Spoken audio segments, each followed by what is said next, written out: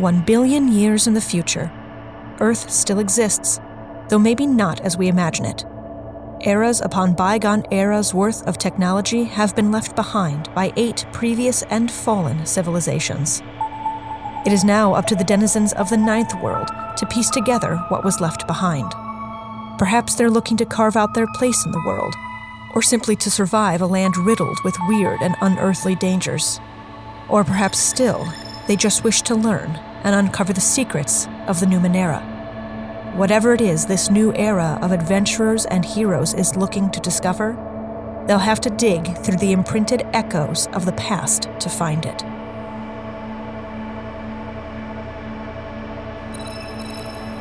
Transversal. Noun. A line that passes through other lines in the same plane at distinct points. Hello, and welcome to Imprinted Echoes, a family-friendly Numenera actual play podcast. I'm Zan, and I'll be your GM. Thank you for joining us today, and as always, we hope you're staying safe and healthy. With the caravan stopped for a longer period than planned, everyone uses the opportunity to take stock of their situation. The Luminous Procession leaders have given the group their permission to rejoin with the rest of the caravan. But even still, keeping distance seems to be the better idea, at least for today. As a new dawn breaks, though, it's time to saddle up and get back to their duties. Recipes are created, feelings are explored, and contingencies are considered. Join us as Nehemiah, Smalren, and Jhori get on the road again. After stopping rather abruptly midday to perform an alignment ritual and having that ritual go sideways in a way that no one expected, the caravan decides to stay put for the rest of the day and then take up the rest of their journey in the morning. It is evening at this point. The sun is lower in the sky, and from the small set-off encampment that you guys have created for yourself, you can see the large prism hearth being set up at the center of the main caravan encampment. Dinner is starting to be made, and people are starting to gather around to help out with the various tasks at hand. You've been told that you don't need to keep yourself separate, but you've all chosen, at least for today, to stay where you are and just try and get your heads on straight. It's been a long and really strange day, and it hasn't even been that long. Do you join the caravan for the meal, or do you take care of your own rations? I think Nehemiah is going to continue to keep his distance for the time being. I think I will join them, just to see the reaction, mostly. Yeah. I think Smalren goes to retrieve food and then brings it back. She'll take the opportunity to take a glance around, see how people react, but she would rather remain removed for the moment. And if Jhori is going, then Jhori can get any information from being in the area. For sure. Okay. Brex decides to stay back with Nehemiah, and Haydick decides to go with Smalren and Jhori. He hasn't yet decided if he's going to stay to eat or go back with Smalren. So the three of you make the small little trek over to the main part of the caravan. And as soon as you are within shouting distance of the edge, Jhori, you hear a voice. By the stars! Oh, I am so glad. They said for a little while that you might have to stay separated from us, and I was like, oh, no, that can't be. We're never going to have breakfast in a way that's satisfying again. Smalren, hold me. And Safim is just there, effusive with their enthusiasm for your cooking, and the more you listen to them, it's just who you are in general. Smalren kind of leans in so only Jhori can hear her. I am not going to engage in unneeded physical contact. However, if you would like me to poison them. Really, I just needed that reassurance. Consider it a hug done. Duly noted. Just let me know. Okay. So I know that your specialty is breakfast at this point.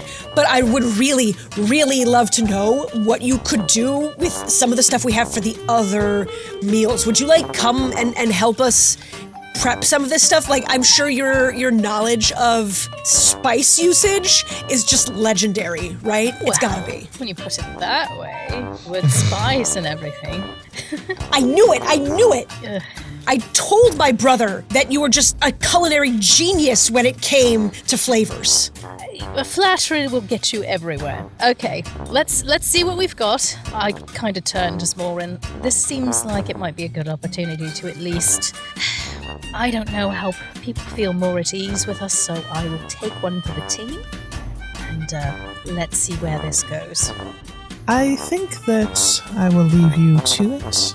I'm going to go get some food and return to Nehemiah before anyone else in our party acquires a hanger-on. Okay, I don't think your risk is high, but I do understand. People are very odd. That is a true statement. And Smalren just leaves it at that and walks away.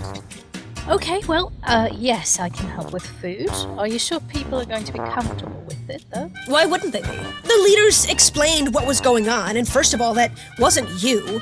And second of all, it's not like it's something that is, like, just happening all the time. It's only when we have that ritual thing going on, and, you know, it'll be fine. Ah, okay, so if people aren't scared, then that's good. Or, I mean, I'm not scared. But good, well, that's refreshing and reassuring. And it's great that I've learned it up front like this, so now we can continue cooking.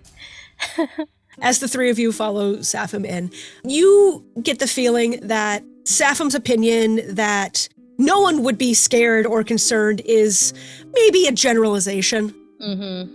It doesn't seem that anybody is avoiding you. That's good. But you do get some glances. No one, like, walks the other way or anything like that. Mm-hmm. But there's kind of a general unease that you can feel. And once again, Nehemiah, back in your tent, you get this kind of, like, wave of unease. Mm-hmm. And you can almost feel it, like, traveling down your spine, almost like following a path, like Jhori walking through the camp. It almost feels like it's moving through the caravan. You can feel that in your body. Oh, man. Oh, this ain't right. This ain't right. You do end up where the Prism Hearth is, and there's a number of people who seem to be the people who are typically prepping food and getting things ready. Jhori, it seems that Safam is not one of the food preppers, is just someone who is very interested in you and food. Gotta have a hobby. Yeah, right? The people that are prepping the food don't turn down Safam's suggestion that you help. They don't give you the biggest jobs to do. You're doing mostly like cutting things up, mixing things together, that kind of stuff. Like very, very sous chef style things, or even less than that. But Safam is like super happy that they are letting you help, and is convinced that anything you have a hand in helping make is going to taste divine. Well, sounds like they have a preset bias that will make all my dishes delicious without having to do anything. I like that. I will try to kind of play a bit, might as well since I'm here, so I'm gonna... Make a roll for me. Yeah, let's do that. Because you're kind of playing with stuff and trying to like come up with good ideas, I'm going to call it an intellect roll. Okay. Go ahead and make a history roll. Okay. Level 4. Okay. Jhori about to start one of those historical cooking YouTube channels. Yes, please. Those are great if you've never watched those. Those are Oh. a great time. No, they're awesome. Oh, I They're failed with a awesome. 6. Oh, dear. Oh dear. Welp. You know you have seen the meat that they're working with before, but you can't really place where you've seen it or experienced it or whatever it might be before. So you kind of just season it as you think you see fit. Yep. And you do kind of, you know, return it to the folks who are cooking it, and they take it from there. Safam is like, I cannot wait to taste what you just came up with. This is going to be amazing. Well, to be fair, I'm a bit tired. It might just be very neutral, but I appreciate your enthusiasm. I'm racking my brain for what it was, because I know that I know what this is, but I can't figure out what it is. What is it? It's a cyprin. It's fish. Oh, you kind of think back, and it definitely had the smell of fish, but like something about this particular creature does not have that same like texture that sea life normally does. So it kind of caught you off guard. So you seasoned it the way that you would season like a red meat or like an herbivorous like creature that was raised, and not the way that you would season something that it has a little lighter flavor, you know. I used the red wine when I should have used the white. Exactly. Something like that. 100%. So that is, as soon as they say, oh yeah, it's Cyprin, you kind of go, uh-oh. Well, SpaghettiOs. we will try this take and see what it does. Nehemiah, back at your camp. What are your goals and just kind of... At the moment, if there's anything left to do as far as like assembling the camp, he is doing that, but he's really just trying to clear his head from everything that has happened between his conversation with a root to the meditation. Like all of that was a lot for him to deal with. Like he is a mindful person in general, but not like that. If that makes sense. Yes, so absolutely. It is significantly more introspection than he is used to. And so he's just grappling with all of that at the moment. Okay. As you are sitting there trying to decompress, you feel Brex's kind of heavy footsteps come up to you and hand you a tin cup of tea. Thanks, Brex. They nod and kind of just like sit on the opposite side of the small fire that you have going. It's weird, you know?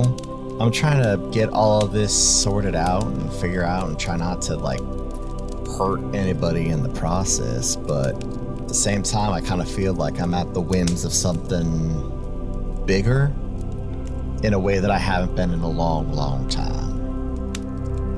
Brex takes a like stick and kind of smooths out the dirt in a section of the ground and draws a really, really crude map of like the mountains and like a little dot for where Lake Gom is, and then takes like a tiny little pebble and like holds it to you, like not for you to take, but holds it to you and then puts it down on the map where Lake Gom was, and then kind of like moves it along like the path, and then takes their fingers and just spreads out all the dirt from you. Basically trying to say like your world is expanding quickly. Yeah, I mean, you're not wrong. And it's not that it's even a bad thing, you know. As hard and as weird as this all gets, I'd be lying if I said I, wasn't mostly enjoying myself up until this point. But the reality is, it's only so much you can really do when something like this is going on. I'm just hoping that whatever happened with a root doesn't lock anybody into something they don't want to do, you know? They nod and don't really have much else to add to that. No. Well, both because no talking and also what are you going to do? Right. You know? At some point, I'm probably going to have to make a call between going back to Lagom or doing right by these folks, and we'll have to see where that road leads. They nod, kind of lift their mug that has nothing in it, but lift another mug as like a here's to that kind of thing, and Nehemiah clinks. Back in the main caravan encampment, dinner has been served, and folks have started to go through the line to get the food from the Prism Hearth. I think, Smalren, you notice it first because you kind of are pretty tuned into the very subtle changes in not just behavior, but kind of like general mood. You get confusion again, like there's definitely like people feeling confused, and then a very split reaction. Some people seem to be like really pleased with what they're eating, and other people are, I wouldn't say disgusted is the right word. That's too strong. It's more disquieted. Jhori's application of spices is polarizing. Yes. That's completely it. And Nehemiah, you feel that too. You suddenly feel this kind of like polarizing effect, like half your body feels like warm, happy, content, and the other side feels a little colder, a little distant, kind of discontent. How do they deal with this? I'm going to have you make one more roll for me, Jhori. Okay. Am I going to make a sauce to try to accompany this in a better way? I mean, you can, but that's not what I had in mind. Okay, go ahead. What am I? It's going to be another intellect roll, but it is going to be more about how you spin this to people. Interesting. We have established that navigation does not extend to social navigation. No, it does not. Is there anything that I could potentially do? Sure. I would allow you to add an asset to the roll if there's something you can think of that might give a hand here. I think Smalren has a certain knowledge of whisper campaigns. Oh, sure. She knows how to make herself overheard in a way where no one really knows who was talking, but they hear something, and she's able to kind of flit through the crowd and spread rumors.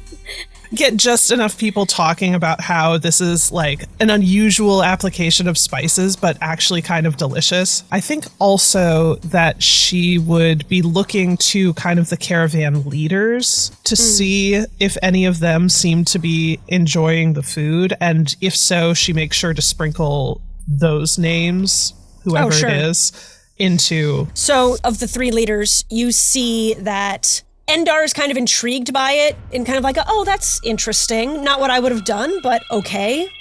Sarani doesn't seem to like it at all, is not being mean about it, but it's just kind of politely set it aside and is eating a different part of the meal. Talixer has already finished all of it. One of Smalren's whispers is definitely, well, if Talixer wants seconds, then I want seconds. Amazing. All right, so go ahead and make that roll, Jhori. It's going to be a level 5, and you get an asset. And if you want to spend anything, you can. I do.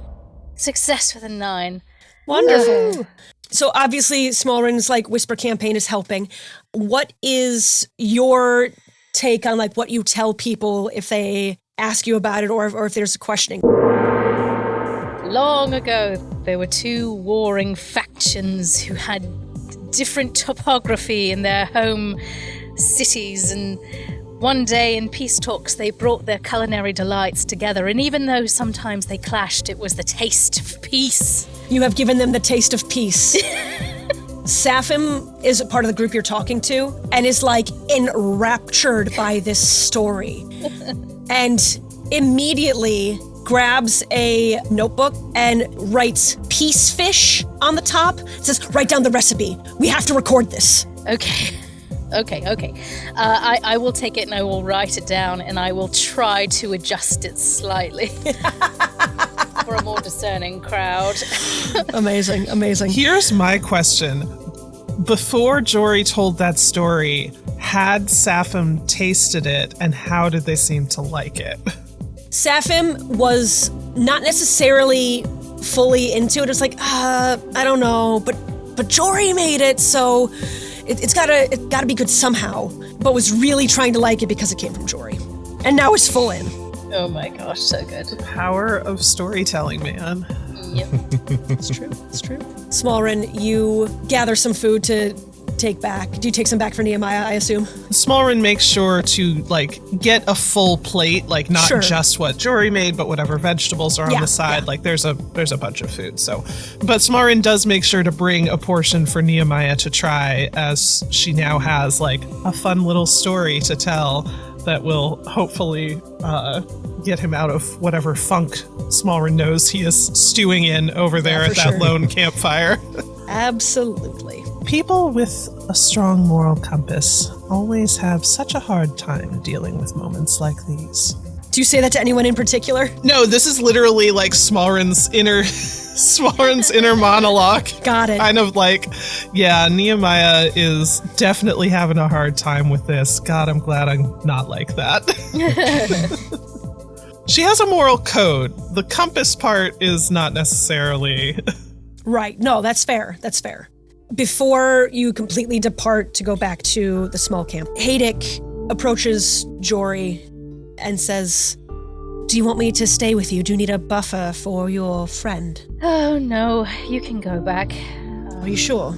I'll take this for the team. You don't have to take it alone. It's okay. It's just a very enthusiastic person. Why don't you get some rest brain? Not shut eye, rest brain. Rest brain. Mm-hmm. All right. Well, you can always escape if you need to. Yes, I'll think of a way. I'll get creative. So Haydick grabs his food and heads back with Smalren. Smalren, you get back to the camp with Nehemiah.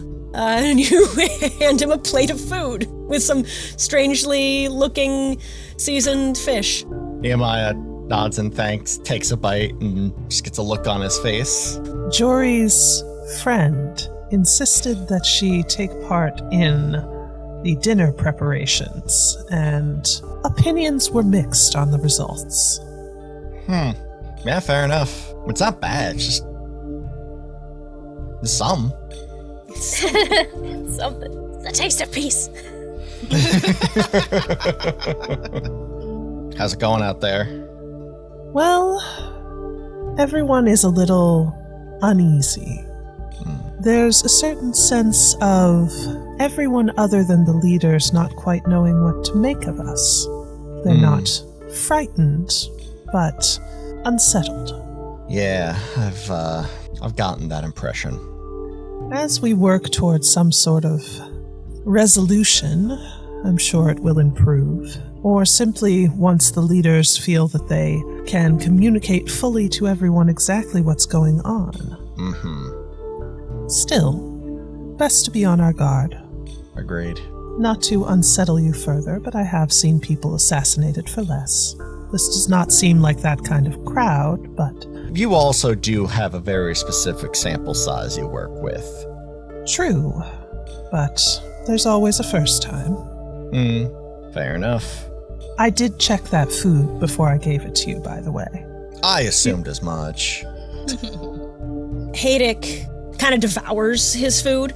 You can't tell if he likes it or not. You've noticed over the time with him that he kind of just eats whatever's in front of him. And there are certain things you can tell that he genuinely really enjoys, but will just eat the food regardless out of habit. Nehemiah, are you getting those feelings that Enda talked about? Yeah, I am. I kind of just get a general vibe of the whole camp. It's a little unsettling, if I'm being honest. I only ask because you just look a little different, that's all. How so? You look a little more... It's kind of hard to describe. Oh, you're looking the other way. Oh, yes, sorry. I should have been more specific. I picked up. I got there. It's fine. I don't want to say you're glowing. That's not quite right. You just have a...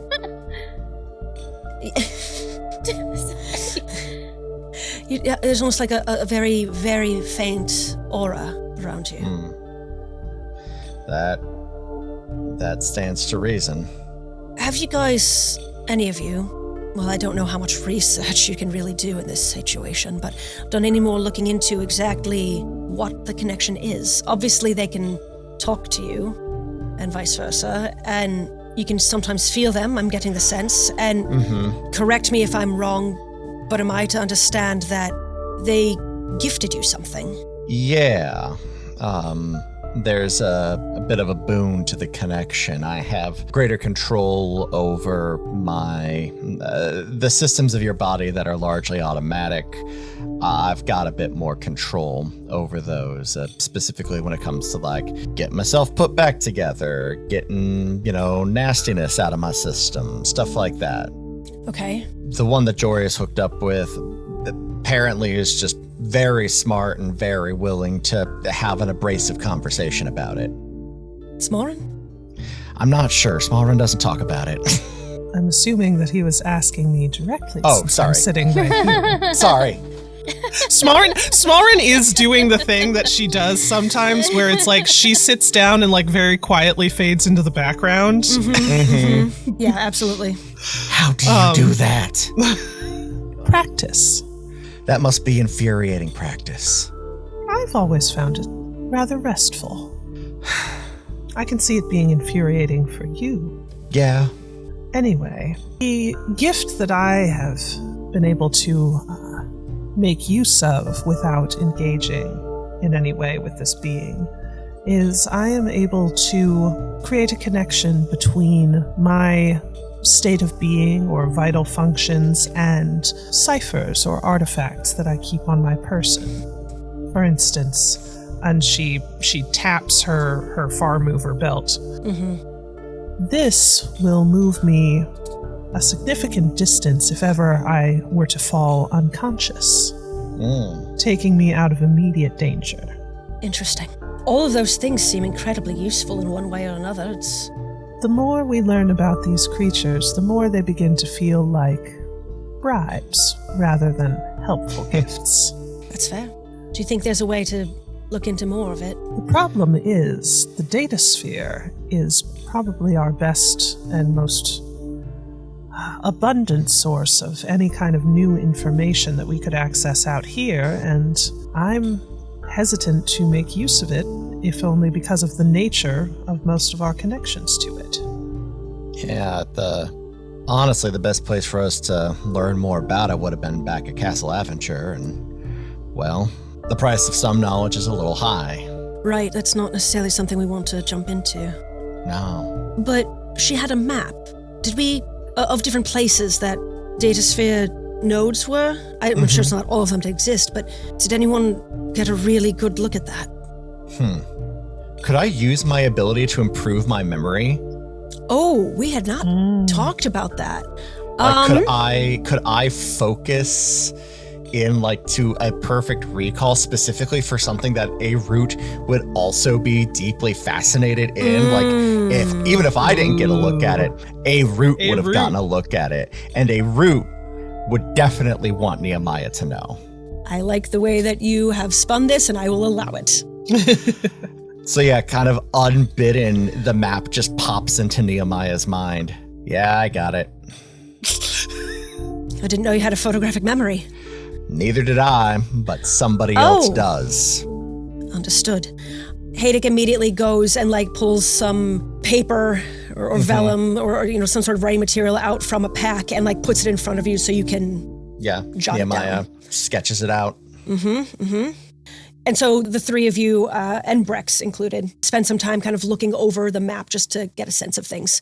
Jhori, back at the main encampment, wherever you have sat down to eat your food, Sepham sits right next to you, not touching awkward, shoulder to shoulder, but within your personal bubble sits next to you and starts kind of blabbering on about things, but eventually goes, if you have any questions about the caravan or me or anything, I'll answer them. I have no, I feel like I've been just going on about you and not told you anything about us here. What do you want to know? Boom, possibilities. Your experience since you joined, how about that? Well, I was born here. Oh. When you're born into the caravan, there's actually no obligation for you to join. You grow up in the culture and everything, but once you reach, your late teens or so, they kind of provide you with the option of whether or not you want to join permanently or not. Even if you don't join permanently, you can still stay with the caravan. But usually most people who don't join permanently end up taking a different road in life somewhere eventually. What percentage of people would you say that would be? Maybe 15% of people stay if they don't join permanently. It's not many. Usually if you're staying with this situation, it's because you're really a part of it. But some people just don't want that, but they still want the community and the family they have here, which is also fine. Are your parents still here? My dad is. My mom passed away a couple years ago, but... I'm sorry. Oh, thank you. But she led a good life. She was one of the herders for the Heliodon, and we honored her well. And your dad? He works with the big orbs that carry everything. They don't really call him anything. Everything seems to have a name, right? And so, but it's one of those things that no one ever really gave them a name, so we just kind of call them the orbs. I don't know. And to us, that's completely normal. But you say it out loud to someone for the first time, you're like, oh, what do you mean, the orbs? Well, it puts you on the same field because somebody coming in would say the orbs, and that's you're true. already That's right. true. And that's a great point. Wow, you're smart.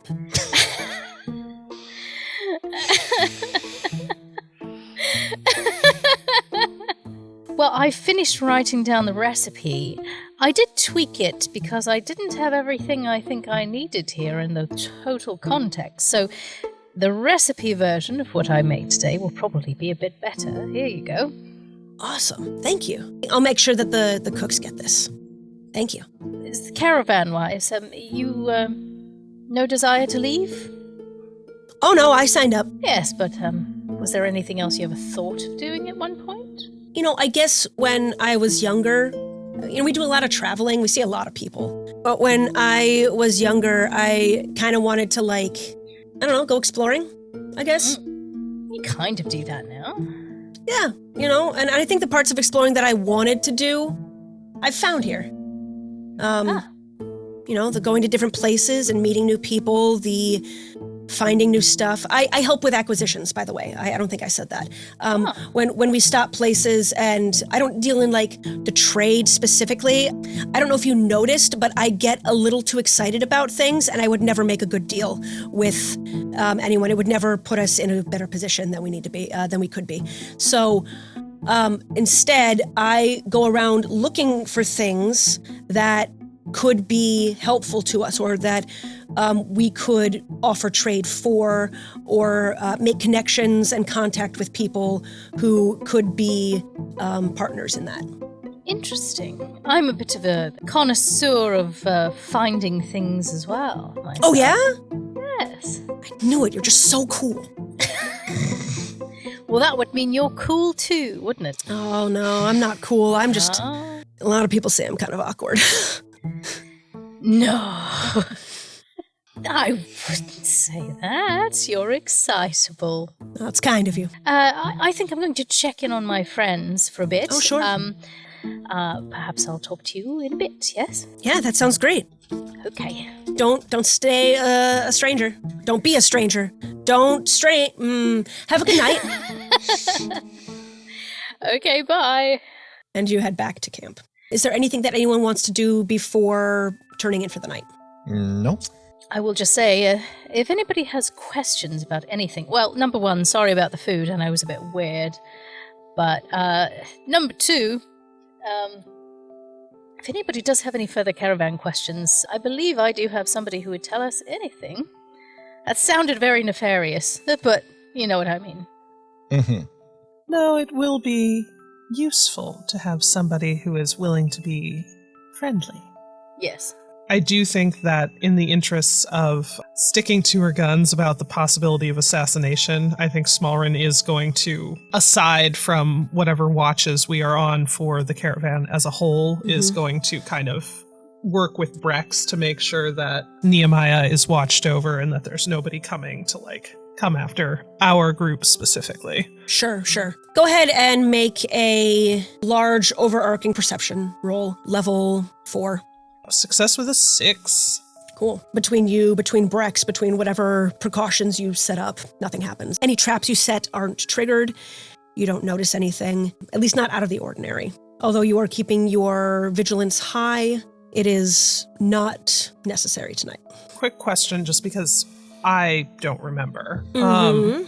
Did we ask the leaders when we were speaking to them after the incident about whether anyone who had become a part of the kind of collective of the caravan had ever tried to leave?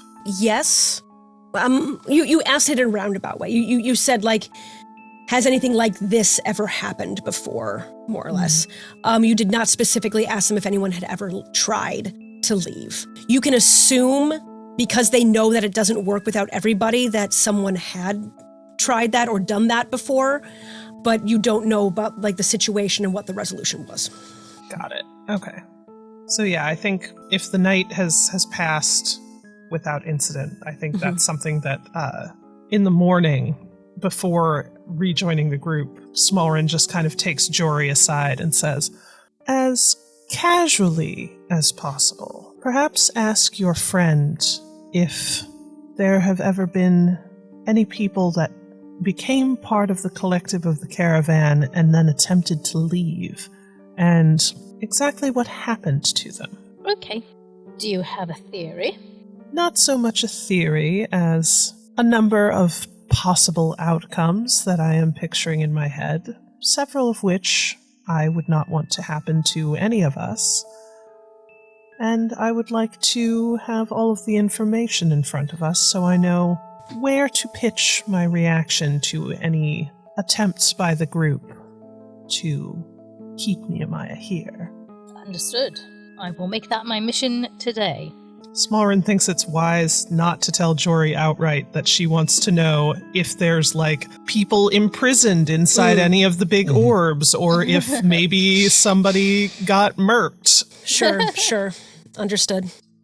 Once dawn breaks, the first rays of sunshine come up over the horizon, is when the camp has already started to activate and be in the mode of tearing things down and packing things up to get on the road. Normally, it's not quite this early in the couple of times that you've already spent on the road with them, but losing half a day yesterday has kind of spurred them to start as soon as possible. So as soon as you hear those noises and start getting up, Smalren, you have that conversation with Jhori, and you pack up your small camp and join up with the rest of folks, since you do still have guard duties to attend to. Yeah. Before we go, can I set my flex skill? Oh, absolutely. I would like it to be something to do with the data sphere. Data sphere knowledge. Cool. I'll go ahead and add that as your flex skill. As the last things are kind of getting loaded up, Talixer rides up to you. All right. Our next stop, so to speak, is Justin. We're not stopping in the settlement directly, though. The people there are a little less trusting of Numenera stuff. There's plenty of those places around, so we don't go into the city proper, but we stay outside. It's actually got another settlement a little farther away from it called Devilish. It's actually a Vargellan settlement. The two of them, they don't really combine much, but they work together pretty well. We do tech trades and deals with the Vargellan, and we actually stop at Justin for our own needs. Huge agricultural and farming center. We actually get a lot of supplies from them for our own needs as we're going and stock up on stuff. So we'll get them. That's more for us than for them, but trade is trade. It takes about a week to get there. It would take longer if you were on foot, and even longer if you were just riding normal, but the caravan moves at a good clip. So your duties are as typical. Let me know if you see anything weird. Let me know if you feel anything about your connections, obviously, but we're not planning on doing another ritual for at least some time, so we got a little bit to figure things out. All right. Sounds good. Best of luck. And he rides off. You all mount up on your brem and start riding along.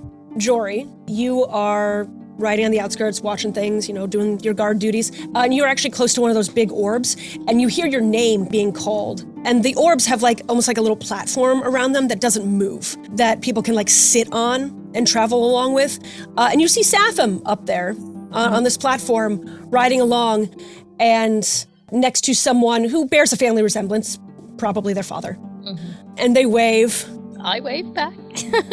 They kind of make a motion, come on up, you can't climb up there currently. Everything is moving. That's an impossibility. But yep. You get that this is an invitation to join them on the orb platform the next time they stop and take a break for anything. Okay, I will add that to my to-do list and just kind of give them an understanding wave. Great. Open invitation to the orb. I have some questions for you. Smalren. You notice a significant lack of children near you.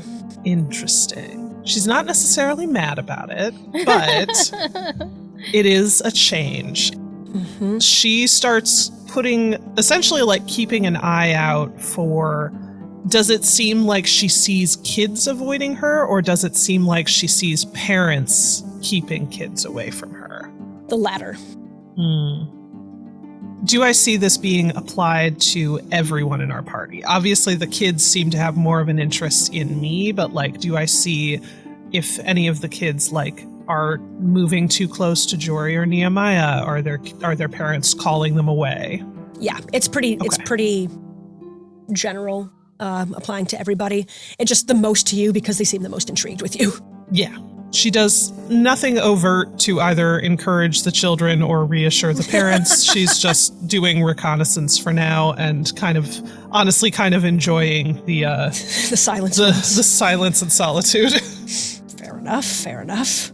Nehemiah, midday, Endar finds you. Endar is riding one of the heliodons, the ones that look like big solar panel moose. Excellent.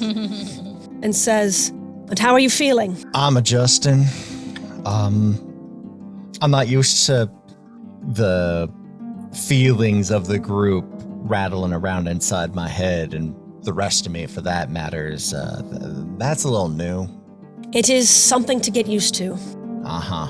Most of us at this point experience that when we're a little younger.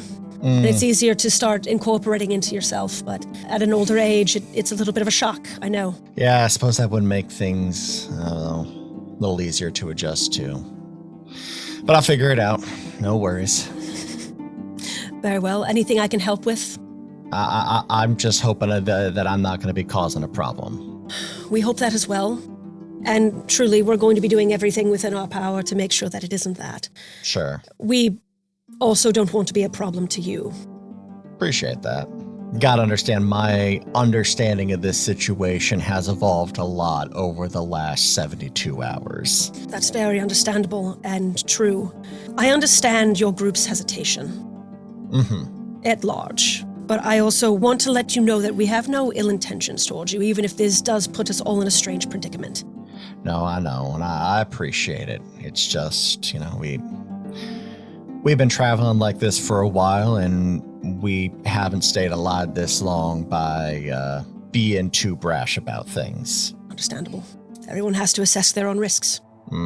If I can be of any help to you, in more meditation, in answering questions, just let me know. I'll take you up on that meditation sometime. I don't know if that last one was helpful, but it certainly was enlightening. Good. That's a start. I hope your saddle is comfortable. That's all right. How's that big thing? Sorry, that was just a... Oh, that's a thing that y'all got. You too. and this big thing, and she pats its side, is quite comfortable, thank you.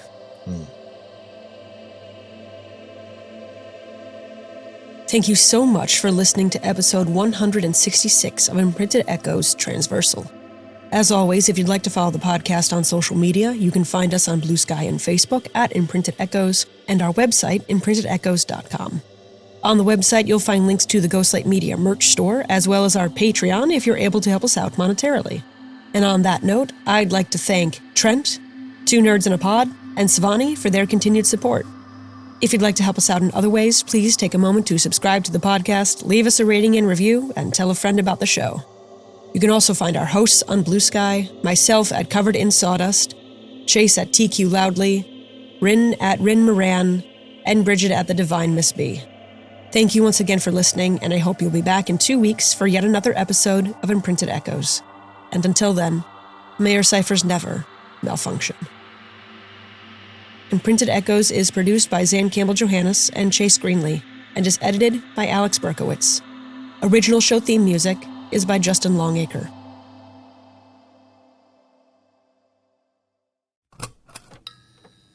This has been a Ghostlight Media production.